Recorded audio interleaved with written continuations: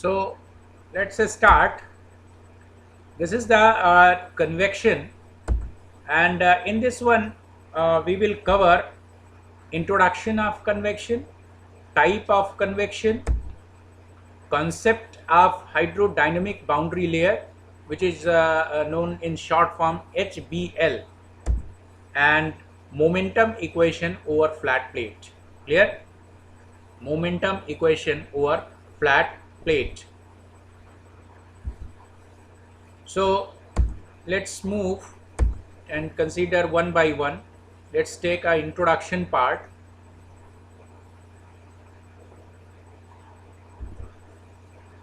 So what is the convection? Convection is a heat transfer mode which occur when a temperature difference occur in between solid boundary and liquid boundary. Clear? ये चीज हम लोग पहले जब start किया था heat transfer का concept, तो जब मैंने वहां पर आपको मोड ऑफ हीट ट्रांसफर बताया था, वहां पर ये चीज मैंने आपको बताई थी कि कन्वेक्शन का एग्जैक्टली मतलब क्या होता है. तो कन्वेक्शन मैं फिर से रिपीट कर रहा हूं, अगर कन्वेक्शन की डेफिनेशन देखोगे तो convection is a heat transfer mode which occur when a temperature difference occur in between solid boundary and liquid boundary. So according to Newton's cooling law, the rate of heat transfer in convection is evaluated by Q is equal to H surface area and the temperature difference between solid boundary and fluid boundary. Now the question is, this is the Newton cooling law, और उससे सारा convection का concept आप बड़े आसानी से calculate कर सकते हैं. But in this one there are the three factor. One is the convective heat transfer coefficient, second one is the surface area of the body, and third one is the temperature difference. तो यहाँ जो convective heat transfer coefficient है, it's not a material property. ये एक material की property नहीं है, because convection is a external phenomena. Clear? ये मटेरियल के अंदर नहीं होता है, ये मटेरियल के बाहर होता है. तो कन्वेक्टिव हीट ट्रांसफर कोफिशिएंट की जो वैल्यू कैलकुलेशन है, हम लोग ये यहाँ पर डिस्कस करेंगे इस चैप्टर में. क्लियर? क्योंकि अगर ये मटेरियल का फिनोमेना होता तो हम एक्सपेरिमेंट करके मटेरियल की कंडक्टिविटी कैलकुलेट कर सकते थे. लेकिन चूंकि ये एक्सटर्नल फिनोमेना है, इसलिए कन्वेक्टिव हीट ट्रांसफर कोफिशिएंट को इवैल्यूएट करना हम लोग यहाँ पर सीखेंगे. क्योंकि न्यूटन्स कूलिंग लॉ यही है जो आपने पहले पढ़ा है, वही यहाँ पर भी रहेगा, इस चैप्टर में भी रहेगा. But convective heat transfer coefficient के बारे में हम लोग डिस्कस करेंगे कि कन्वेक्टिव हीट ट्रांसफर कोफिशिएंट किन किन चीज़ों पर अफेक्ट करता है, या कौन कौन सी चीज़ें कन्वेक्टिव हीट ट्रांसफर कोफिशिएंट पर अफेक्ट करती हैं, और कैसे इसको कैलकुलेट किया जाएगा. क्लियर? सो अगर मैं बात करूं कन्वेक्शन की, so convection is categorize in two forms. Convection basically अगर आप देखो तो इसको मैं दो तरह से कैटेगराइज कर सकता हूं. One is forced convection, second one is free convection, या इसी को हम लोग नेचुरल कन्वेक्शन भी बोलते हैं. तो कन्वेक्शन किन दो पार्ट में हो गया, फोर्स्ड कन्वेक्शन या फ्री कन्वेक्शन. फ्री कन्वेक्शन को हम लोग नेचुरल कन्वेक्शन भी बोलते हैं. अब अलग अलग मैंने किया है, तो जाहिर सी बात है कुछ इनमें मैकेनिज्म में भी डिफरेंस होगा. फोर्स्ड कन्वेक्शन का मतलब क्या होता है? If flow of liquid, clear, ध्यान से समझिएगा, if flow of liquid or solid boundary by external means like motor fan, यानी if flow of liquid or solid boundary. अगर सपोज करो कि कोई भी एक फ्लैट प्लेट है, उस फ्लैट प्लेट के ऊपर वाटर फ्लो हो रहा है. क्लियर? सपोज करो प्लेट हीटेड है और वाटर उसके ऊपर कूल वाटर फ्लो हो रहा है, तो देखिए दोनों लिक्विड बाउंड्री और सॉलिड बाउंड्री के बीच में टेम्परेचर डिफरेंस है, जिसकी वजह से कन्वेक्शन होगा. अब जो ये लिक्विड का फ्लो हो रहा है, अगर ये हमने इसमें मोटर लगा दी, यानी अगर मोटर के थ्रू हम लोग इसमें वेलोसिटी ले रहे हैं, वेलोसिटी फ्लूइड की बढ़ा रहे हैं, तो ये यहाँ पर फोर्स कन्वेक्शन की कैटेगरी में आएगा. उसी तरह से आप सपोज करो कि कोई भी एक हीटेड प्लेट है, और हीटेड प्लेट आपने वाटर स्टेबल वाटर रखा है, यानी बकेट ऑफ वाटर रखी है, और उस प्लेट को उसमें बार बार डिप करते हैं, बार बार बाहर निकालते हैं, बार बार डिप करते हैं, बार बार निकालते हैं. दैट मीन्स ये एक्सटर्नल मीन्स से आप उसमें सॉलिड बाउंड्री को भी वेलोसिटी दे रहे हैं, इसलिए वो भी फोर्स्ड कन्वेक्शन के कैटेगरी में आएगा. तो कुल मिला के मोटा मोटा ये मतलब है कि आप अगर सॉलिड बाउंड्री या लिक्विड बाउंड्री को अगर एक्सटर्नल एजेंसी लगाते हैं उसमें, चाहे ऐसे फॉर एग्जांपल कि आप एक कोई भी हीटेड प्लेट है उसको रूम पर रखते हैं और फैन को ऑन कर देते हैं, तो आप देखेंगे एयर का मूवमेंट फैन से इन्फ्लुएंस हो जाएगा, जिसकी वजह से वो फोर्स कन्वेक्शन की कैटेगरी में आएगा। अब बात करते हैं फ्री कन्वेक्शन की। फ्री कन्वेक्शन में एक्सटर्नल एजेंसी का काम नहीं होता है, यानी जो फ्लो हो रहा है लिक्विड का ओवर द सॉलिड सरफेस वो केवल और केवल नेचुरल कॉन्सेप्ट हो। नेचुरल कॉन्सेप्ट कैसे? जैसे आप अपनी फ्रिज में देखते हैं, अगर आप फ्रिज में देखें तो जो पुराने फ्रिज हैं, पुराने घर के जो रेफ्रिजरेटर हैं, फ्रिज हैं, वहां पर एक्चुअल में नेचुरल कन्वेक्शन होता है। कैसे? जैसे आप अगर देखोगे फ्रिज में, तो आप अगर अंदर उसका कैबिनेट देखोगे तो उस कैबिनेट के अंदर कहीं पर भी फैन नहीं लगा होता है, लेकिन पूरा का पूरा फ्रिज ठंडा होता है। कैसे ठंडा होता है वो? क्योंकि आप देखोगे जो चिलर होता है आपका, बेसिकली वहां पर टेम्परेचर रिडक्शन होता है। अब जो एयर उसके अंदर है, उस बॉक्स के अंदर है, वो जब चिलर से कांटेक्ट करती है तो वो हैवी हो जाती है। तो हैवी चीज क्या होगी? वो नीचे की तरफ आएगी।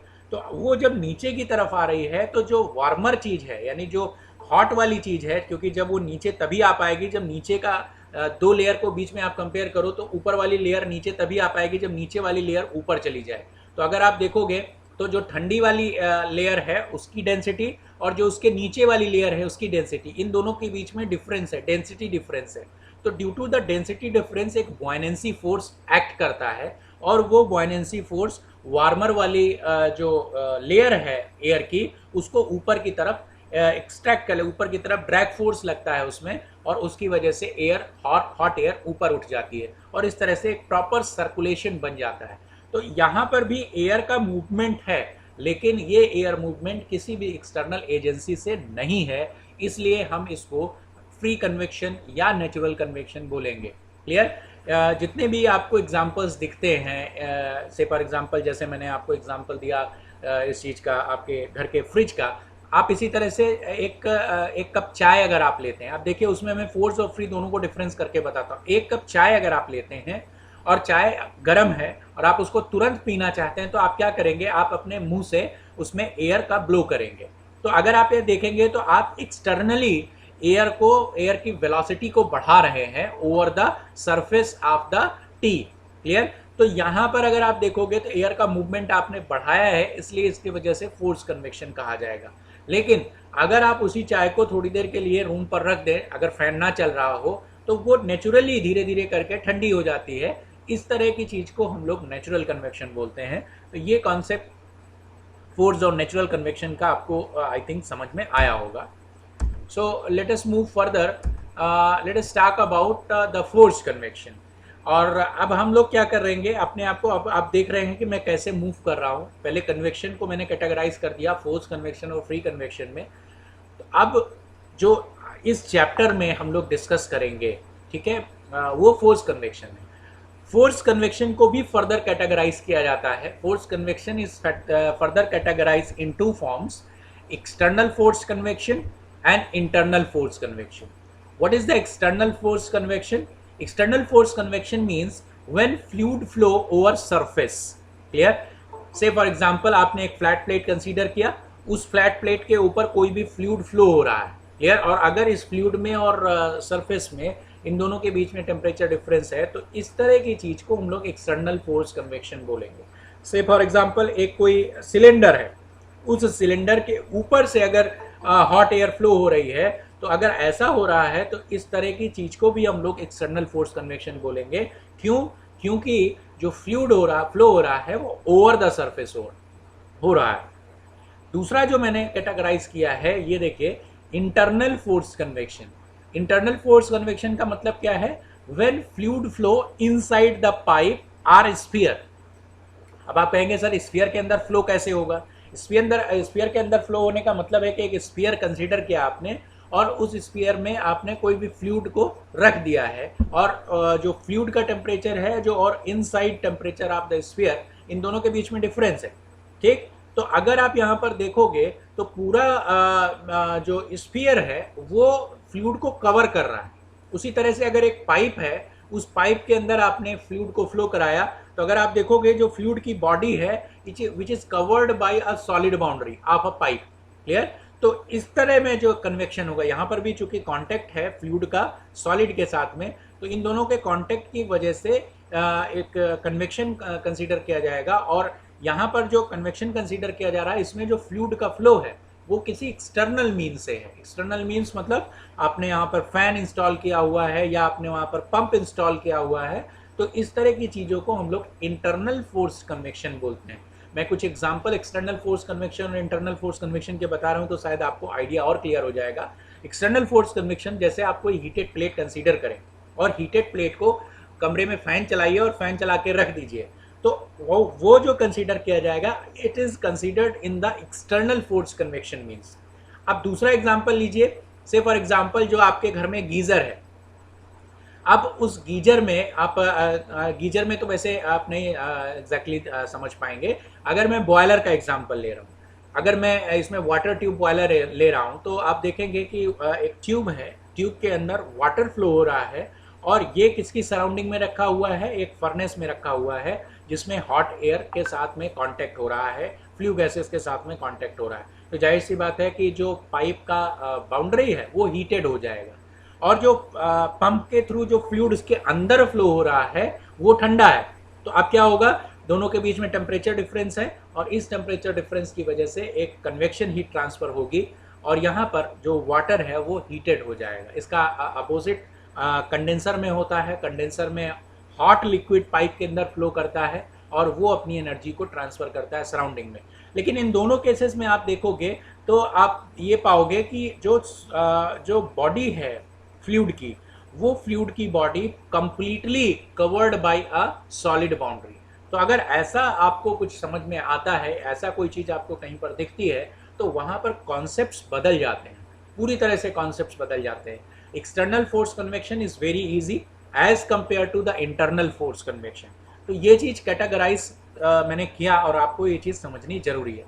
अब जो आगे हम लोग डिस्कस करने जा रहे हैं वो है external force convection, clear. So let us discuss about the external force convection. So before writing the external force convection, I am considering some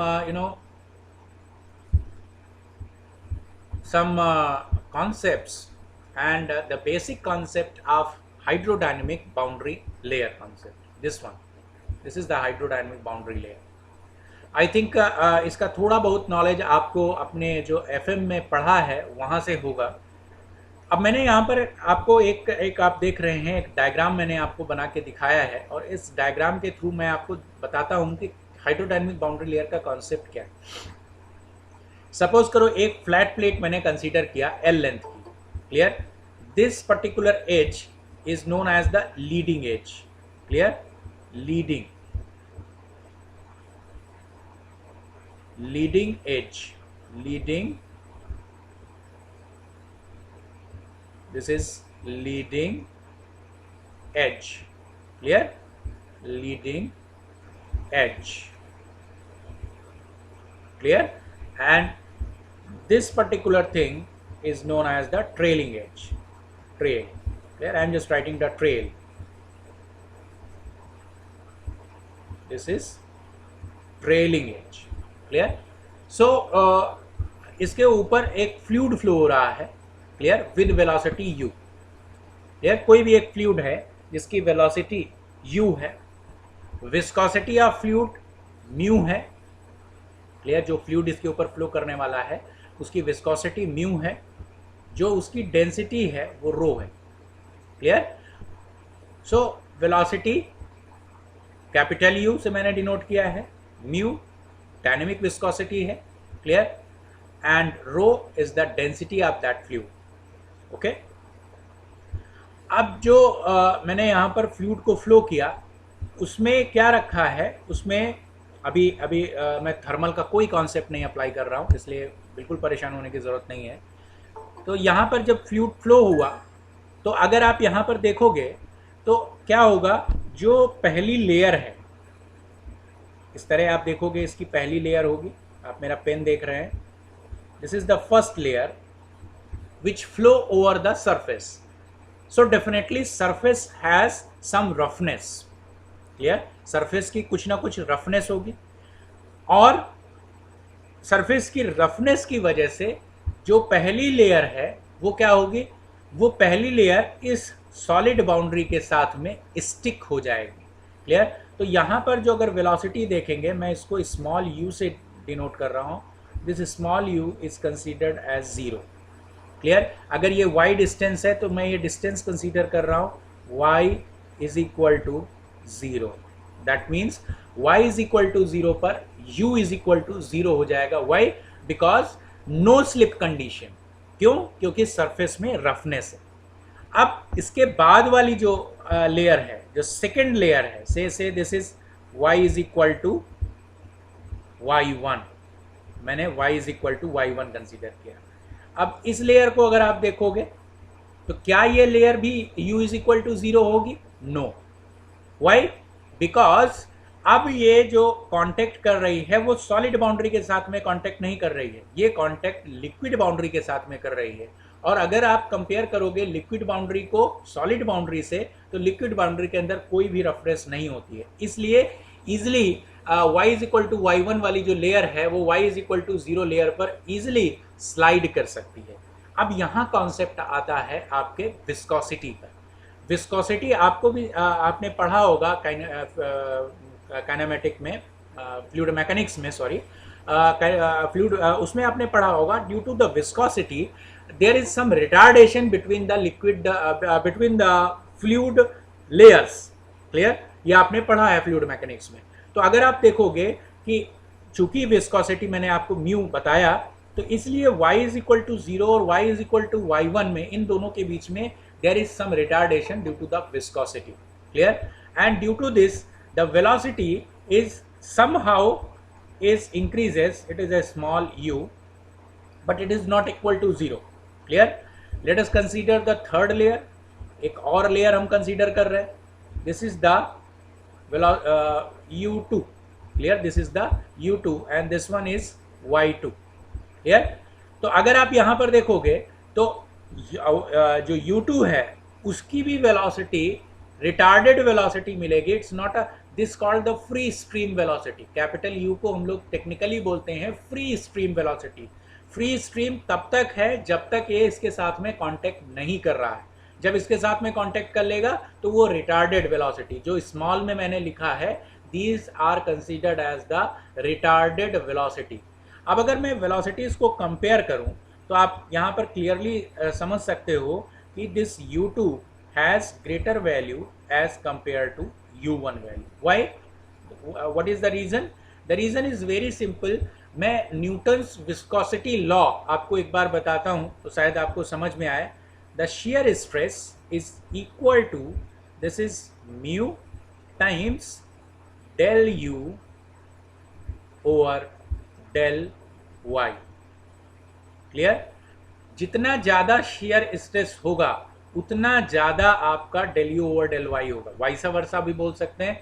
जितना ज़्यादा आपका del u over del y होगा उतना ज़्यादा shear स्ट्रेस होगा. Is that clear?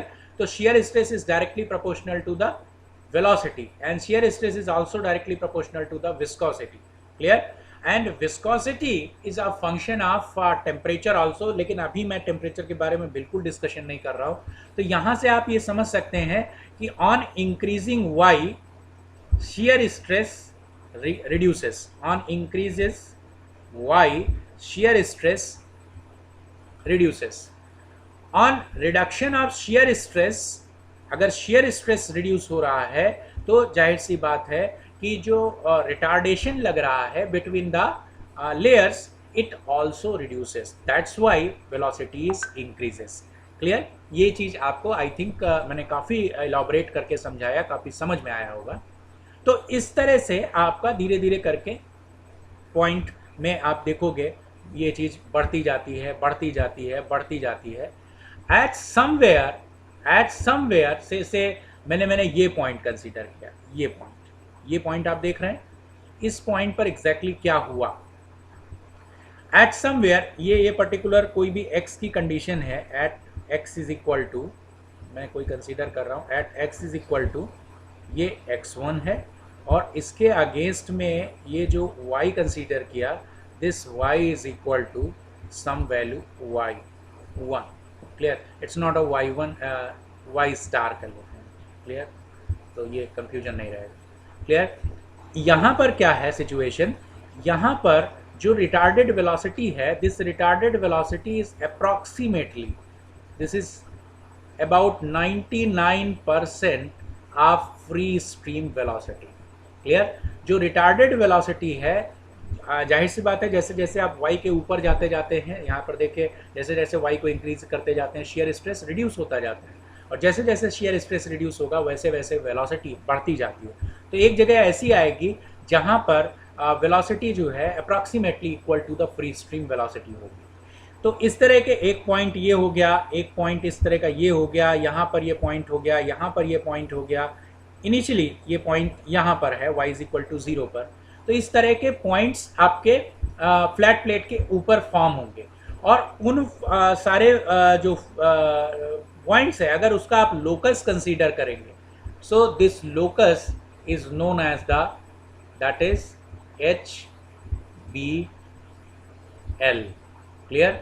This is the hydrodynamic boundary layer. Clear? HBL, इसको short form hydrodynamic boundary layer बोला जाता है। यानी हाइड्रोडायनेमिक बाउंड्री लेयर एक हाइपोथेटिकल कर्व है जो ये बताता है कि विस्कस इफेक्ट कितना है और इनर्शिया इफेक्ट कितना है। क्लियर? अगर विस्कस इफेक्ट ज़्यादा होगा तो जाहिर सी बात है इनर्शिया इफेक्ट कम होगा। इनर्शिया इफेक्ट सिंपल से कहने का मतलब है दैट इज द वेलोसिटी, अगर आप डेंसिटी, वेलोसिटी और इनको मल्टीप्लाई कर देते हैं तो वो इनर्शिया फोर्स हो जाता है। क्लियर? तो इनर्शिया फोर्स सिंपल एक फोर्स m इंटू ए करके आप अगर कैलकुलेट करेंगे तो वो इनर्शिया फोर्स है। विस्कस फोर्स आप जाहिर सी बात है शेयर स्ट्रेस आपने निकाल लिया है, तो ये स्ट्रेस को अगर एरिया से डिवाइड कर देंगे तो आपको शेयर फोर्स मिल जाएगा। तो it's always almost equal to the viscous force. Clear? तो यहाँ अगर आप ये चीज़ देखेंगे तो ये जो हाइपोथेटिकल लाइन मैंने बनाई जिसको मैं हाइड्रोडायनेमिक बाउंड्री लेयर बोल रहा हूँ, इसको ये एक्चुअल में एक टर्म है हमको ये बताने के लिए कि किस डिस्टेंस तक विस्कस इफेक्ट है और किस डिस्टेंस के बाद इनर्शिया इफेक्ट है, ये क्लियर करता है यहाँ पर। और ये आप देख रहे हैं डेल एक्स, तो यहाँ पर अगर आप इस डेल एक्स को देखें, ये डिस्टेंस हम मेज़र कर रहे हैं वाई डायरेक्शन में, और इसको डेल एक्स से डिनोट किया जाता है। इस hydrodynamic boundary layer is denoted as del x, this is del x, and this is known as the boundary layer thickness. Clear?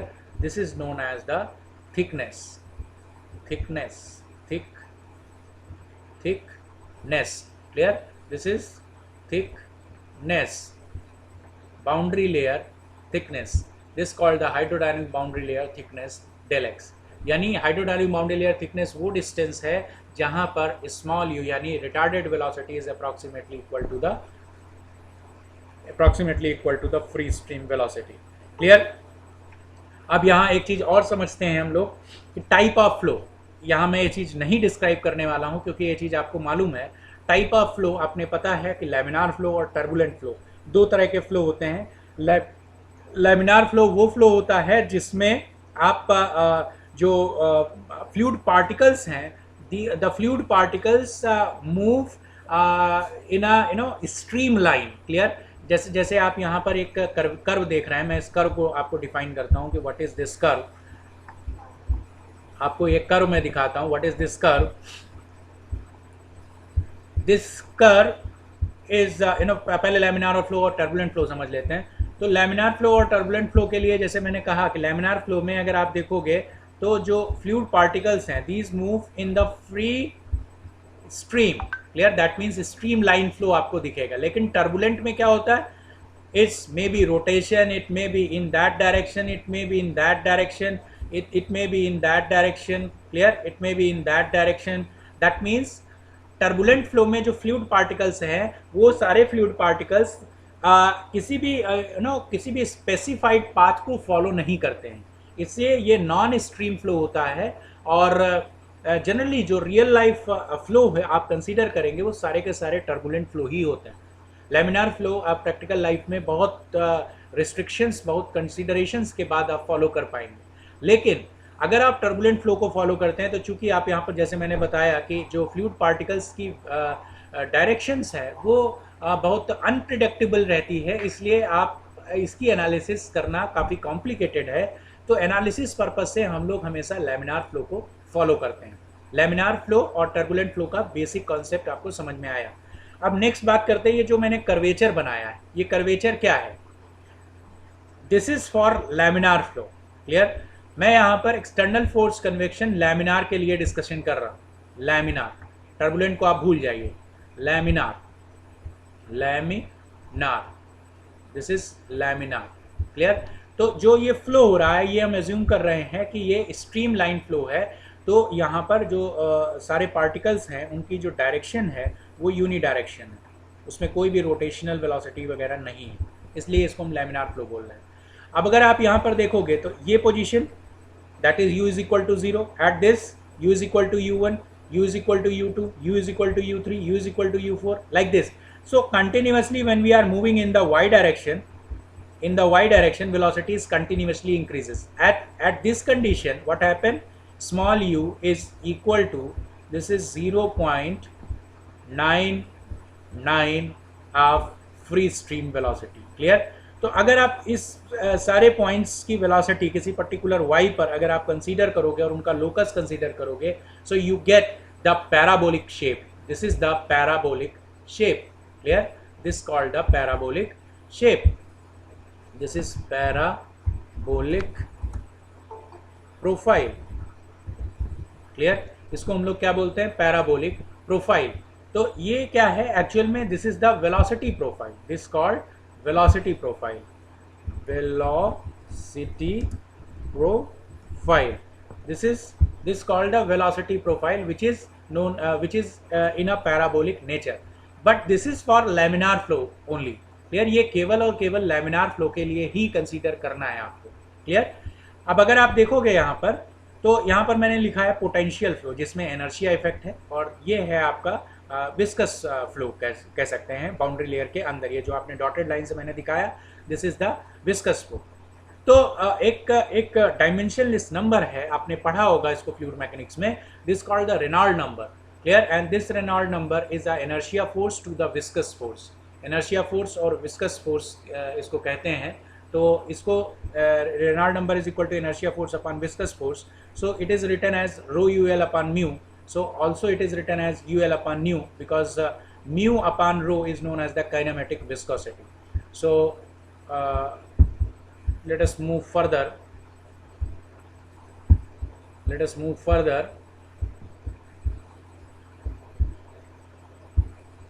Okay, so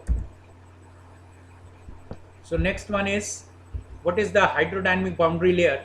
So according to the boundary layer theory, the fluid is divided into two regions. The region of thin boundary layer close to the surface, where due to the fluid friction the flow velocity is retarded from the free stream velocity to 0 at the surface. In this region viscous force are the same order of magnitude as the inertia force. ये मैं बात कर रहा हूँ y is equal to 0 पर. यहाँ पर inertia force और viscous force दोनों बराबर होंगे. दूसरा रीजन है the region outside the boundary layer. ये आउटसाइड द बाउंड्री लेयर है. Outside the boundary layer where the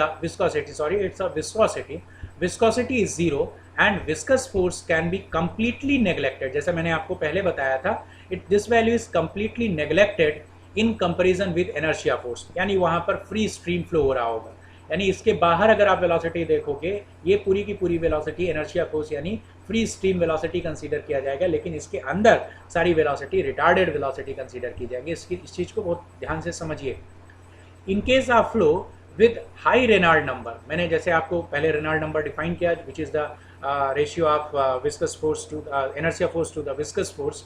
तो अगर हाई रेनॉल्ड नंबर होगा तो flow of fluid having a low viscosity, जाहिर सी बात है इनवर्सली प्रोपोर्शनल है viscous force, having a low viscosity और अ हाई वेलोसिटी. क्लियर? ये चीज़ आपको समझ में आया होगा. The thickness of the boundary layer del is very small compared to the characteristic length of the physical domain. Characteristic length वो length होती है जो यहाँ से आप कंसीडर करते हैं, जैसे ये this L is considered as the total length of the plate. If I am considering x is equal to L/2, यानी L/2 पर हम इफेक्ट देख रहे हैं, तो this distance x is equal to L/2 is known as the characteristic length of the physical domain. Is that clear? Next one is the flow within the boundary layer में also be the two type, जैसे मैंने पहले बताया, laminar और turbulent, and according to the boundary layer it is referred as the laminar boundary layer और turbulent boundary layer. तो जैसे मैंने आपसे कहा कि मैं अभी जो डिस्कस कर रहा हूँ वो लैमिनार फ्लो डिस्कस कर रहा हूँ, इसलिए हम लोग लैमिनार बाउंड्री लेयर, हर जगह पर लैमिनार बाउंड्री लेयर ही डिस्कस करेंगे due to the simplicity. Laminar boundary layer और turbulent boundary layer, we will discuss here the laminar boundary layer, जैसे मैंने आपको पहले बताया। अब एक चीज और मैं आपको रिकैपिचुलेट करा देता हूँ, वो ये कि हाउ टू जज द फ्लो इज लैमिनार और टर्बुलेंट। दिस कैन बी जज by the Reynold number. Clear? तो आप रेनॉल्ड नंबर का कैलकुलेशन करेंगे ओवर द सरफेस के लिए, तो अगर उसकी वैल्यू लेस देन 5 × 10⁵ है तो उसको हम लोग बोलेंगे लैमिनार फ्लो, और अगर वो वैल्यू 5 × 10⁵ से ज़्यादा है तो उसको हम लोग बोलेंगे टर्बुलेंट फ्लो, और इन बिटवीन यानी इक्वल टू 5 × 10⁵ है तो this is the transient flow. आप यहाँ पर देख रहे होंगे B2C रीजन, ये मैंने ट्रांजिएंट दिखाया इसलिए क्योंकि यहाँ पर एक फेज है जिसमें कुछ पोर्शन तक लैमिनार है और कुछ पोर्शन में टर्बुलेंसी आ जाती है। क्लियर? लेकिन जब आप C से आगे बढ़ते हैं तो कंप्लीटली लैमिनार फ्लो गायब हो जाता है और वहाँ पर टर्बुलेंट आता है। तो this called the transition phase where the laminar flow is converted into a turbulent flow. Clear?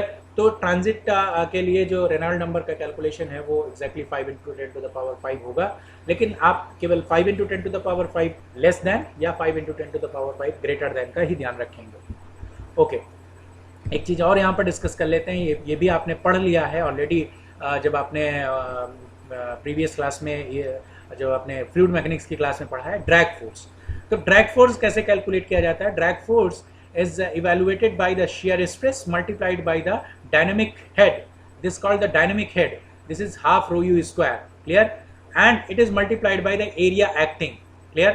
Acting area यानी कहाँ तक आप ड्रैग फोर्स कैलकुलेट कर रहे हैं। से फॉर एग्जांपल अगर हम B तक ड्रैग फोर्स कैलकुलेट कर रहे हैं तो हम केवल सरफेस एरिया कंसीडर करेंगे between A to B, not the A to D. Clear? तो A to B के बीच में अगर हम कंसीडर कर रहे हैं तो एरिया एक्टिंग इतना होगा। अगर मैं इसमें स्किन फ्रिक्शन कोफिशिएंट का मल्टीप्लाई कर देता हूं तो ये जो ड्रैग फोर्स आएगा this is the actual drag force. Clear? एक आएगा, अगर स्किन फ्रिक्शन 1 है तो ये होगा that is the theoretical drag force, लेकिन अगर ये स्किन फ्रिक्शन की वैल्यू आप कंसीडर करते हैं जो कि एक्चुअल में कंसीडर की जाती है तो एक्चुअल में drag force it is multiplied by the skin friction also. Clear? Next, ये बहुत छोटा सा एक डेरिवेशन है और आप ऑलरेडी इसको कर चुके हैं, लेकिन फिर भी हम लोग इसको डिस्कस करते हैं। Momentum equation over a flat plate. अब इसको कैसे समझते हैं momentum equation over the flat plate? ध्यान से देखिएगा, मैंने क्या कंसीडर किया है मोमेंटम इक्वेशन, ये फॉर लैमिनार फ्लो के लिए। मैं इसमें लिख नहीं रहा हूं लेकिन ये मैं बार बार बोल रहा हूं कि ये लैमिनार के लिए, लैमिनार फ्लो। क्लियर? यानी एक फ्लैट प्लेट है, उस फ्लैट प्लेट के ऊपर एक जो फ्लो हो रहा है this flow is laminar. Clear? और उसमें जो फ्री स्ट्रीम वेलोसिटी है this free stream velocity is capital U। Clear? उसके बाद उसमें हमने जो विस्कोसिटी कंसीडर किया this viscosity is mu, density is rho. Clear? Laminar flow है, विस्कोसिटी, डेंसिटी, ये सारी चीज़ें कंसीडर कर लिया। और ये जो आप देख रहे हैं this is the boundary layer. Clear? और ये हाइड्रोडायनेमिक बाउंड्री लेयर है और इसके अंदर जितना भी फ्लो है वो सारा का सारा लैमिनार फ्लो है। हमने क्या कंसीडर किया, आप देख रहे होंगे ABCD। अच्छा, दूसरी चीज जो थिकनेस है इस प्लेट की, the plate thickness is negligible. That means जो अगर मैं इसको इस तरह से दिखाऊं, this one is X direction, this one is Y direction, this one is Z direction. So Z is considered as 1। Clear? यानी यूनिट थिकनेस का फ्लैट प्लेट कंसीडर किया गया है। क्लियर? और उसके ऊपर यूनिट थिकनेस का फ्लैट प्लेट कंसीडर किया और हमने एक एलिमेंट कंसीडर किया इस बाउंड्री लेयर के अंदर, और ये एलिमेंट है ABCD। क्लियर? अब अगर आप इस एलिमेंट में देखोगे तो मैंने x डिस्टेंस पर dx वैल्यू कट किया है इस एलिमेंट में और y डिस्टेंस पर dy कट किया है। क्लियर?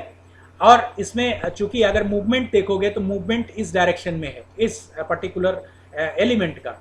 तो इस एलिमेंट में AD जो सरफेस आपको दिख रहा है, इस AD सरफेस पे shear stress always act in the opposite of the movement of the fluid.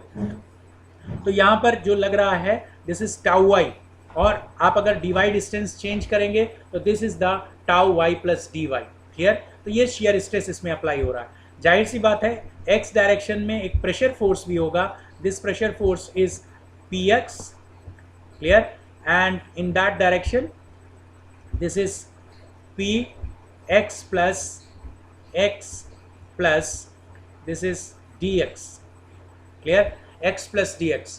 तो हमने एज्यूम किया है चेंज ऑफ, मैं आगे आपको दिखाता हूं, change of pressure in the x direction is negligible as compare to the change in the shear stress. Clear? या change in the shear force. अगर मैं प्रेशर की बात कर रहा हूं तो मैं फोर्स की बात करूंगा.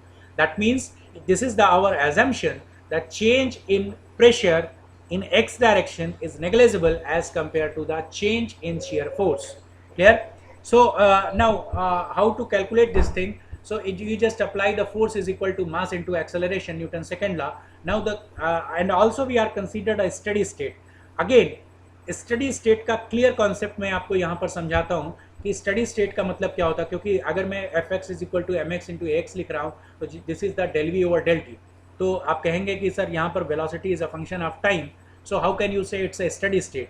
Yes, of course it's a steady state, because steady state का ये मतलब होता है कि at particular t is equal to, मैं लिख रहा हूँ यहाँ पर, at particular t is equal to some 1 minute. यहाँ पर जो प्रॉपर्टीज इस particular x is equal to x1 पर थी, से फॉर एग्जाम्पल अगर ये μ1 था. क्लियर? तो अब अगर आप t is equal to 10 minute पर, t is equal to 10 minute पर इसी x1 पर इसकी दोबारा से विस्कोसिटी कैलकुलेट करते हैं और वो विस्कोसिटी फिर से μ1 के बराबर आती है, दैट मीन्स जो फ्लो है वो स्टेडी स्टेट है. यही चीज़ मैंने यहाँ पर लिखी है. चलिए मैं थोड़ा सा जल्दी करता हूँ इसको. Now here velocity is a function of x and y. Velocity change in x and y both direction. So you can write by the exact differential, ये मैथमेटिक्स का कॉन्सेप्ट है. एग्जैक्ट डिफरेंशियल फॉर्म में अगर आप इसको लिखोगे तो du is equal to del u over del x into d x plus del u over del y into d y. Clear? इस तरह से आप इसको लिखेंगे. अब इस इक्वेशन को अगर मैं dt से डिवाइड कर दूं तो this is the du over dt is equal to del u over del x into del x over del t plus del u over del y into del y over del t. Clear? So if I move further, let us move further, and this one is del u over जो आपने लिखा था अभी ax मैंने जैसे आपको लिखा यहाँ पर ax, तो ax क्या था, ये चीज़ जो मैंने लिखी थी, this is del u over, sorry this is not a del u, this is a du. Exact differential form में लिखा था मैंने. दिस वन इज मैं यहाँ पर लिखता हूँ ax is equal to, clear, ax is equal to, this is du over dt, du over dt. Clear? तो ax is equal to इतना हो गया. u क्या था? del u over del x था. u क्या है? this u is equal to, this is dx over dt. Clear? Fluid mechanics में आपने पढ़ा होगा कि वेलोसिटी के दो फ्रैक्शन है, x डायरेक्शन के और y डायरेक्शन से. तो y डायरेक्शन में क्या होता है? This is dy over dt. Clear? So this is dx over dt, this is dy over dt. तो यही चीज़ मैंने यहाँ पर लिख दी, एक्सेलरेशन का फॉर्म. अब बात करते हैं दूसरा, क्योंकि मैंने क्या लिखा था, force in x direction fx is equal to, this one is mx into ax. Clear? तो ax मैंने कैलकुलेट कर लिया. mx मास कितना है? Density into volume. तो एलिमेंट का वॉल्यूम कितना हो जाएगा अगर यूनिट विड्थ है उसकी? तो this is dx dy into 1. Clear? और फोर्स मैंने जैसे बोला कि आप प्रेशर फोर्स को नेग्लेक्ट कर देते हैं, तो प्रेशर फोर्स को अगर आप नेग्लेक्ट करोगे तो this one is change, this is tau y plus d y. अब आप कहेंगे sir tau y plus d y क्यों लिया? तो आप देखो ये इस तरह का एलिमेंट था, इस डायरेक्शन में फ्लो हो रहा था. टाउ वाई किस डायरेक्शन में था? This is tau y. Clear? और इसका चेंज आपने किस डायरेक्शन में कंसीडर किया था, this one, this is tau y plus this is d y, ये आपने चेंज कंसीडर किया था। क्लियर? तो आप चूंकि पॉजिटिव एक्स डायरेक्शन कौन सी कंसीडर कर रहे हैं, ये तो पॉजिटिव वैल्यू कौन सी हुई, t y plus d y, this is the negative value, that's why this is tau y plus dy minus tau y into dx minus 1 into dx into 1.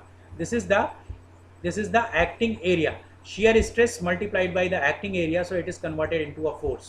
So this tau y plus dy is a mu del v over del y, so you just put all those value, you get the mu del 2u over del y square, clear, into dy into dx. Now you just put all those values,